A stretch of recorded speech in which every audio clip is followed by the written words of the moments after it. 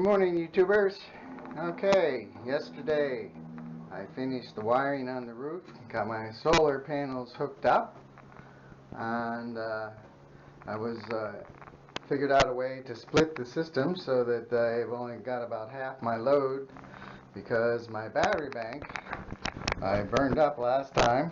I was using the system because they were going up and down too much, and I didn't have much going into them as far as power. So this is why we added the solar panels, so that we can more or less have enough power going into the system that the batteries are not overloaded, going up and down too fast, too much. I'm actually going to convert to a lithium iron phosphate battery bank, but for right now I'm trying to cut down on my power bill, so I've running the system basically in half mode. This is the charge controller for the wind generators, and as you can see, my batteries are running at 48.1 right at the moment, which is in the high charge area. The wind generators actually have kept it up all night long.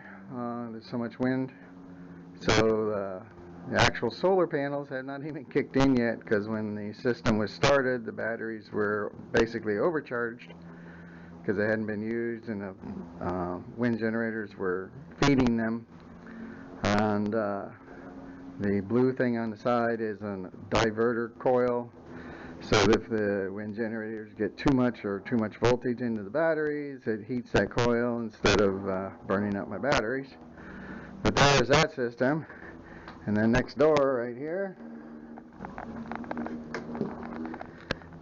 we have our solar system. And what it's doing, I have a temporary disconnect for the solar panels there. That's what that night switch is. I have some DC breakers coming that will take the place of that, as well as install one as a fuse system between the solar charger and the battery banks. But I wanted to hook it up and get it going. Right now they have a little red light blinking on the solar controller, which says the batteries are overcharged, so it actually hasn't charged anything at the moment. It's running 102 volts coming off the roof, but no amperage, because it's not going in the batteries, because they haven't come down enough for the solar charger to actually kick in, because there's so much wind.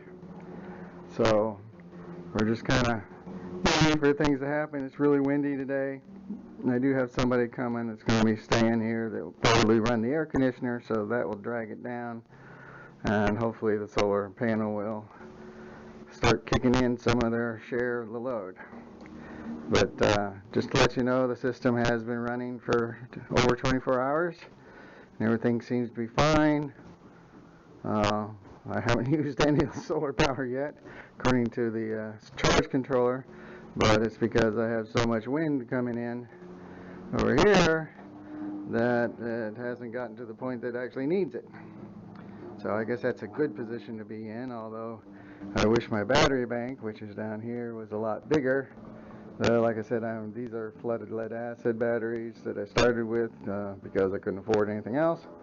And I've actually burned up half of them. This is half my original bank that I was working with, and I was running the full load with just the wind chargers, and the batteries were being charged up and down, and the problem is that these lead acid batteries are only capable chemically to produce so much amperage.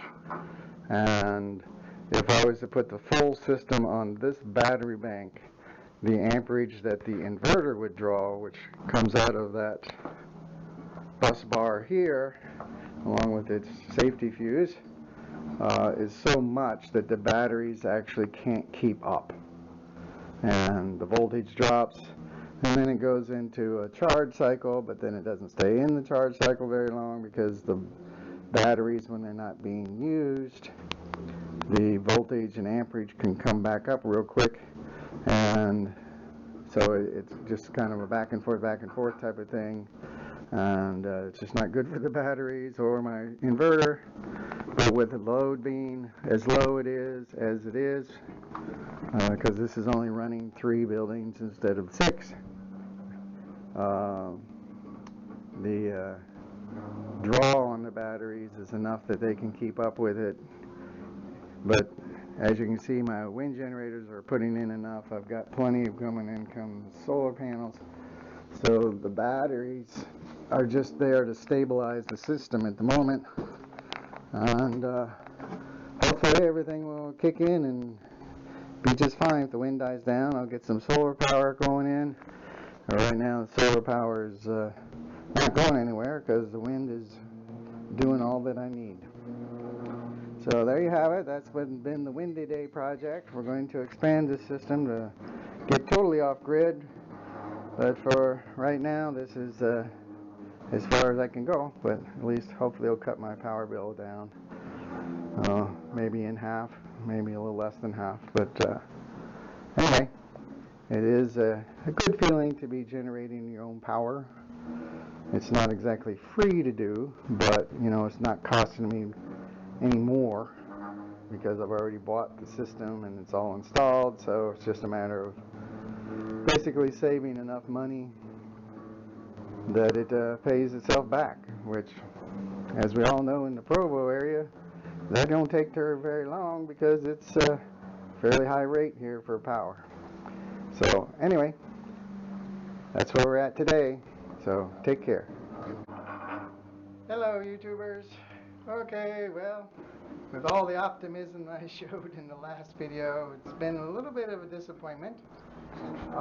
Come to find out that my batteries are not able to keep up with the demand of the inverter, and I can tell that because when I turn the inverter on, the voltage, like right now, is reading 50.5 over here because it's all turned off. It drops fairly quickly down to like 48, 46, and the other problem I have, I don't know exactly what's going on. It might be because of the batteries, but my solar system here is showing the battery over voltage, which technically it should not be because of the parameters for the 48 batteries. But anyway, what's happening though is, I don't know if you can tell, but the system over here, I put in a remote panel, and if you watch, it's showing nighttime here, which is what this one is showing, so it's not using the actual photocells or the solar panels. But when I turn the panels on, this display goes to active solar panels. This display does not. So I've got some messages into the company to find out why the difference and how that's happening. And but basically, I think the problem is the battery bank. And so right now the system is shut down. My circuit breakers for the in and out should be here very soon, so I'm just going to kind of wait till they come. And I'm looking online for different battery banks, but my wonderful news of the actual solar panels working and charging my batteries is not exactly right, but I'll get it sorted.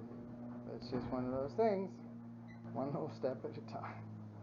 Okay, that's all for now. Take care.